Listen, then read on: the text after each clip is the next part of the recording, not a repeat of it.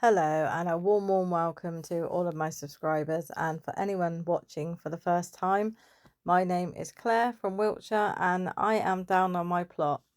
As you can see, my words are not matching with the words on the screen because my microphone broke and suddenly started working about an hour into the video. So I decided to mute the whole thing and just do it by using audio. So I hope that's okay. Okay, so what I'm showing you is how well the runner beans are doing. There is still so much new growth. Nothing is browning, nothing is dying off. It's a fantastic spot at the plot that is really warm as it's next to the compost heap. So I need to really think about what I'm going to grow there next year that's going to really enjoy the heat coming from the ground for a really long harvest. Okay, some bad news. I turned up and there had been a grass frost.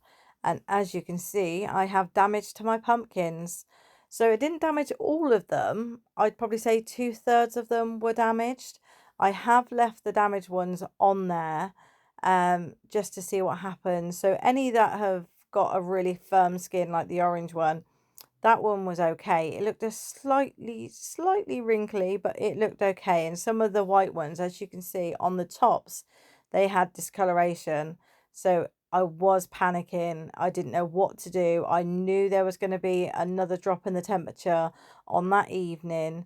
So I was a bit, are they hard enough to survive? The smaller ones, I accept they will probably die now. But yeah, I wasn't expecting the grass frost. I knew the temperature was going to drop to 3 or 4, but I wasn't expecting it to be a frost. And to be honest, I thought the leaves would be affected, but I didn't think that the pumpkins would actually get affected. This is my first year growing pumpkins, so it's all new to me. So that's definitely something to look for next year. Just a quick check on the courgette bed. As I expected, it's not really been warm enough for them to grow, so they are very small. They don't look much different, to be honest, to what they did the week before. However, there are new flowers. There is a lot of new growth on the leaves. So I'm just going to leave them there for now, just to see what happens. You know, even one more courgette is a bonus. Just checking on the dragon beans to see if there are any browning. They are starting to slightly change, but again, they're in really good sunlight here, so they just don't want to die off. I thought I would check to see if the rats had been about and eaten any of the garlic from last year's that I didn't harvest all of it, and one of them was missing, so that was definitely a plan of action to fix the garlic situation. This is not where I'll be planting this year's garlic. However, if something's coming up from last year, of course I'm going to try and save it because I don't want to waste anything. I mean, it might end up being huge. If I get huge cloves, that's fantastic because then I can use them again the following year. So my potatoes are looking lovely and healthy. There's nothing more satisfying than Christmas potatoes. The beds were looking quite dry. I did have to do a massive watering session. There hadn't been water for only 4 days. However, that's all it took to dry everything out. I mean, absolutely everything was dried out. The spring onions weren't doing anything, and there has been a little bit of germination on the clovers that I had planted to use as green manure. So I was really disappointed in this bed. Although I hadn't secured the netting on this bed, it was still fully covering everything on this bed, and yet everything had been eaten. I'm assuming slugs, as I couldn't find any eggs for anything on anything. However, this bed was only put in because I had spares, and this is going to be my garlic bed, so I'm not overly disappointed. The pak choi is coming on lovely. That definitely needs to be picked next time I am down with the new pak choi next to it. Again, struggling ever so slightly. So what I did is I put a stick in the middle of the bed just to raise the net slightly, just to give them a little bit more space to grow. The pumpkins did not take well to the frost, just like the bigger ones. So these are the little mini pumpkins. Again, leftovers. I thought I'd whack them in just in case. You never know. On to my beautiful cauliflowers, my Christmas cauliflowers. So the aphid issue has not gone away. I pulled 2 out which were severely infested. I gave everything a spray. I gave everything a hose down, and yet it's not made a blind bit of difference. The aphids are absolutely vile. They are rife on these cauliflowers, which has totally stressed me out because I've had so many attempts of cauliflowers and they haven't worked. This is the only one that has not covered itself in aphids. There are some aphids, more than I would have liked, considering when I was last down, I covered the head up, but it grew that much. The head is completely popped out. And I have got a little one there, but I'm expecting next time I go up for it to be absolutely covered in aphids.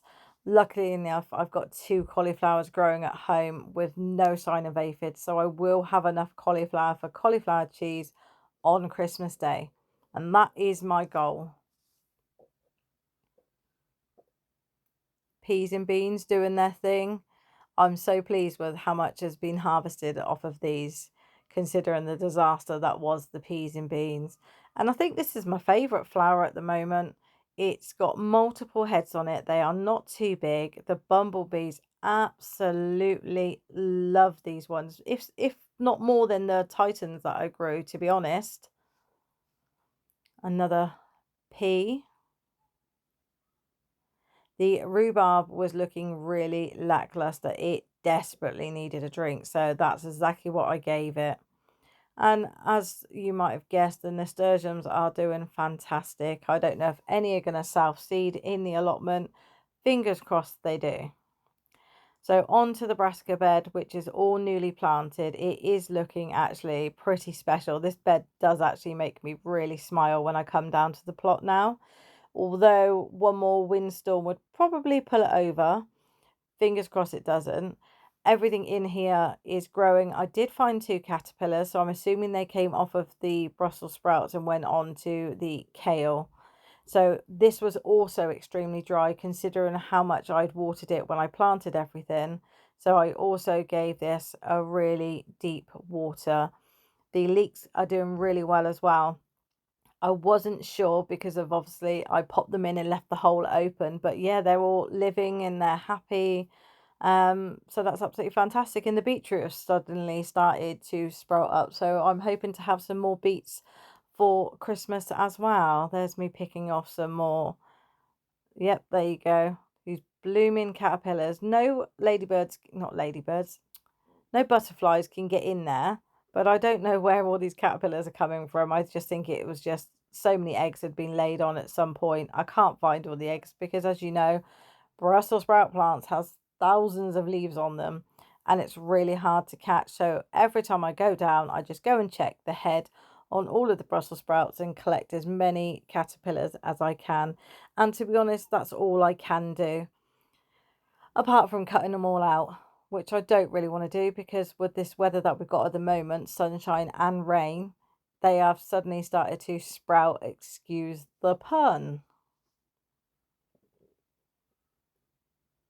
You can see how sunny it was just by the shadow there. And there's me putting all the caterpillars on the floor, calling my mum over to dispose of the caterpillars from the plot and to put them on the bushes the other side of the plot, which is far, far away from me, so it would take them a while to get back to me.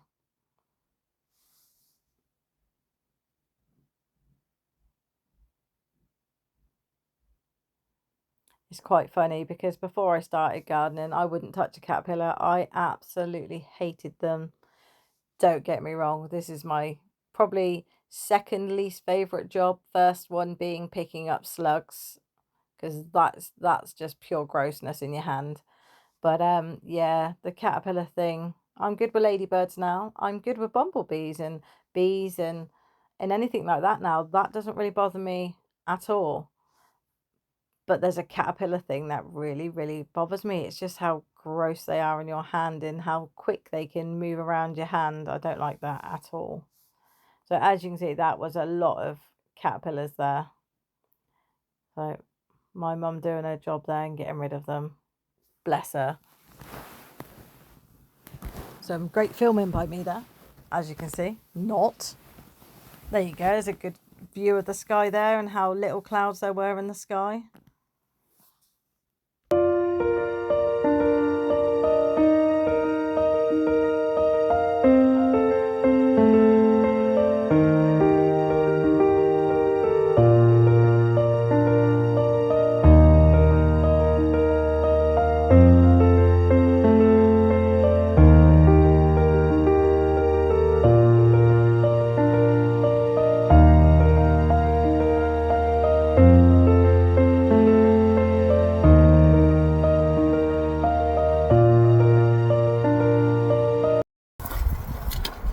Okay, so this is where I planted the garlic last year, and we only had one decent one come up. The rest got taken out by rats.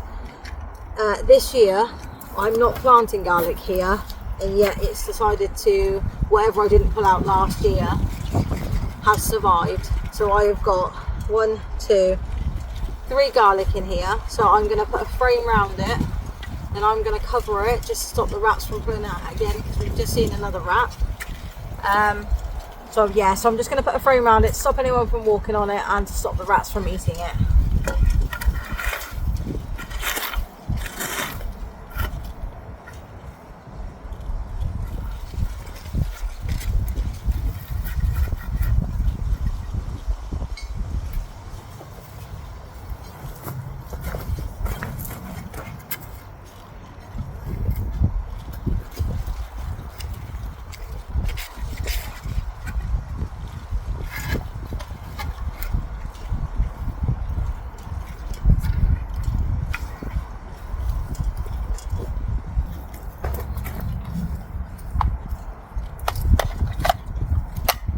So I've just got to make one cut.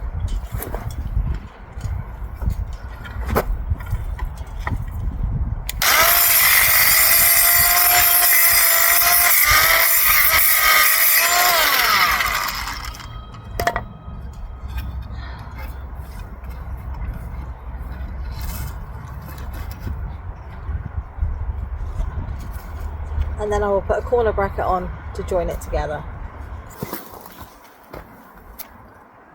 So I'm going to use this corner bracket here just to keep them together.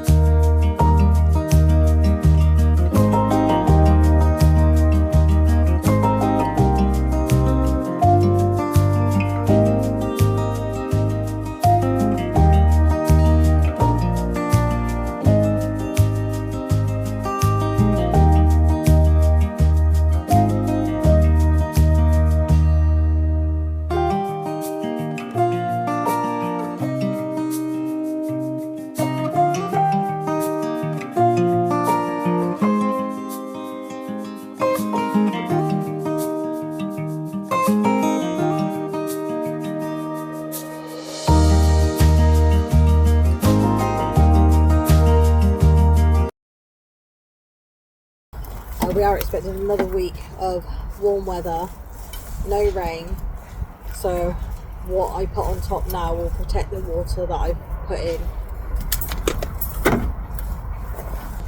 Okay, so now I'm going to use some of the compost from the compost heap. Number 2 has been sorted now, so everything that's in there is ready to be used on the beds.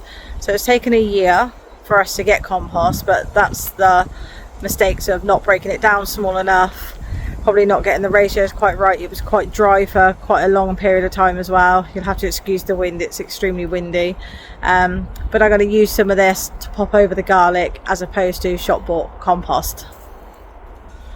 Okay, so I'm just going to use this little truck here to fill up, probably take only 2 of these to be honest, and then I'll pop it around the garlic.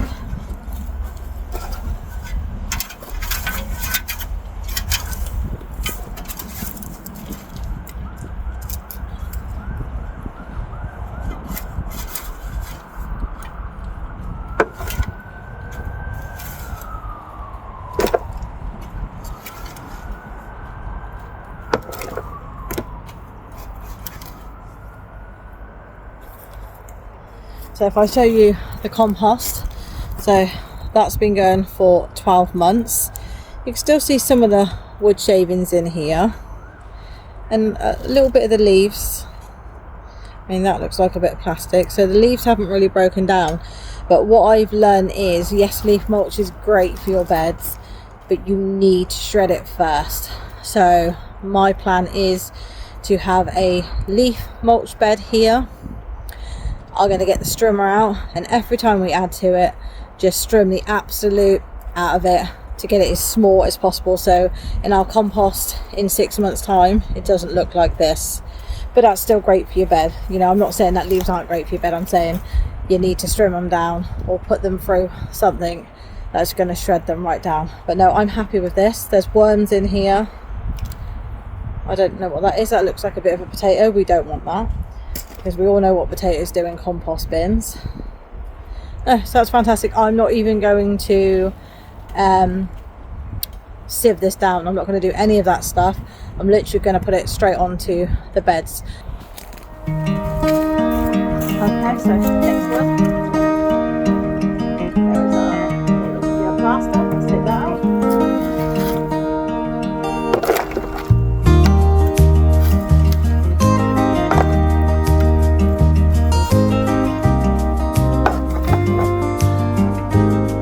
Some more plastic.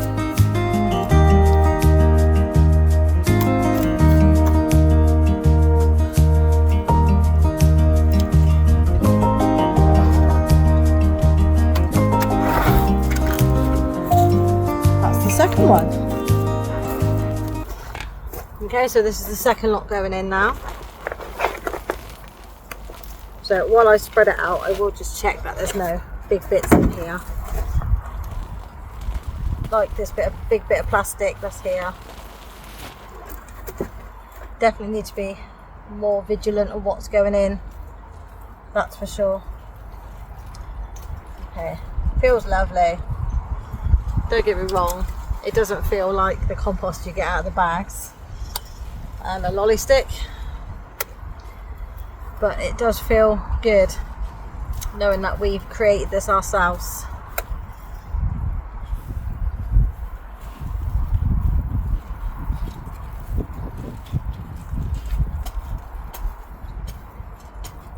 There seems to be a lot of this blue plastic.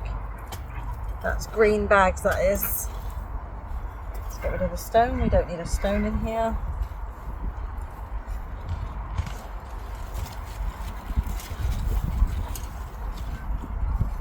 So I am covering up the garlic a little bit, so some of it that isn't quite sticking out of the ground is being covered up. However, that's just going to protect it a little bit more from the rats.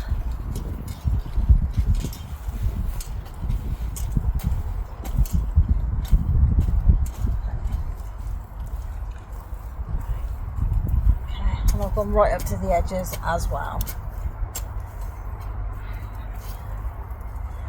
So that's the garlic done. Last year's garlic. We haven't started this year's garlic yet. That's a whole new thing. Okay, so shall I now just cover it? I'm thinking, do I put a cover on it to be on the safe side? I think what I'll do is I'm just gonna put a grid or something like that over it for now, just to protect it a little bit, because if there's metal on the top then the rats aren't going to be able to get on top of that. That's what I'm going to do.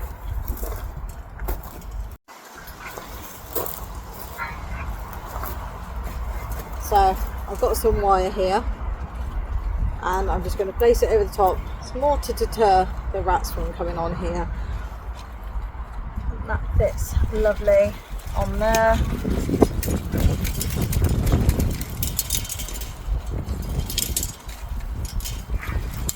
Hopefully they won't like stepping on the wire, and not just for that, it's a visual for us as well to say, right, okay, don't walk on that, there's something growing there. Job done. Now time to deal with the sunflowers.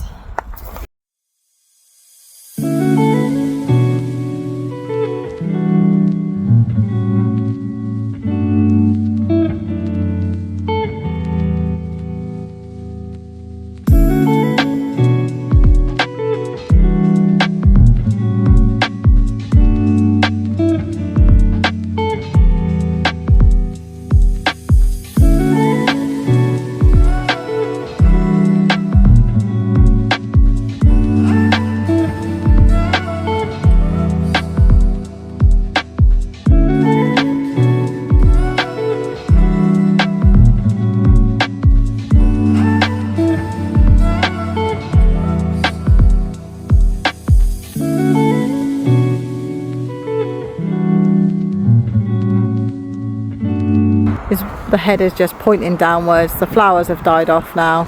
I would ideally like to have them dry out completely on here, but I also ideally would like to get the onions into these beds, especially as the evenings are getting chillier. My mum's doing a fantastic job there. We're just going to put some edging in, just so we know the path we're walking down is the path and we're not going to be stepping on the onions growing in here.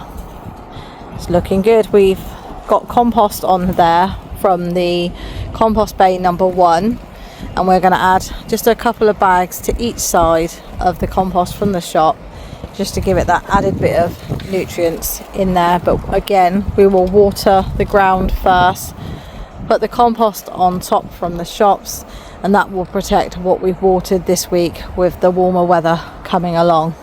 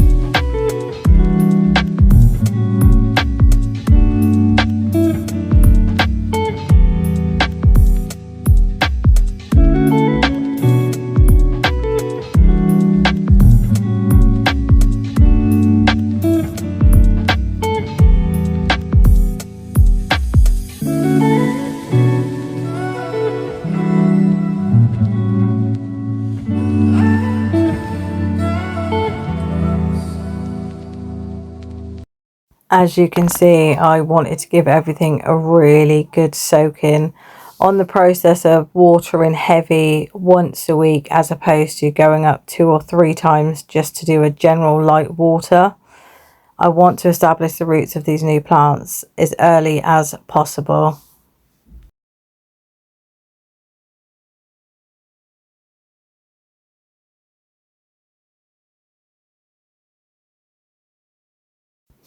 So I made the decision to remove the majority of the pumpkins.